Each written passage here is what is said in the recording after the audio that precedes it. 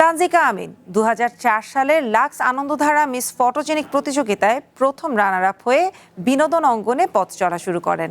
এরপর ধীরে ধীরে পেশাদার অভিনয়ে নিজেকে যুক্ত করেন। অভিনয় জীবনের পাশাপাশি ব্যক্তি জীবন নিয়েও একসময় আলোচনায় ছিলেন এই অভিনেত্রী। ২ বছর আগে ওটিটি সিরিজ মহানগর 2 এর অভিনয়ের মাধ্যমে নতুন করে আলোচনায় আসেন তিনি। এরপর থেকে টেলিভিশন, নাটক ও ওটিটি দুই মাধ্যমেই তার ব্যস্ততা বেড়েছে।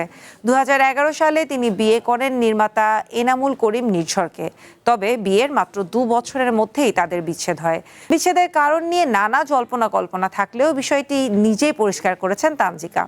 সম্প্রতি এক সাক্ষাৎকারে তিনি বলেন, দুজন ভালো মানুষ একসঙ্গে ভালো থাকতে পারেনি। নির্ঝর খুবই ভালো মানুষ, সে এখন অন্য জায়গায় সুন্দরভাবে সংসার করছে, আমিও আমার জায়গায় ভালো আছি, শুধু আমাদের একসাথে থাকা হয়নি।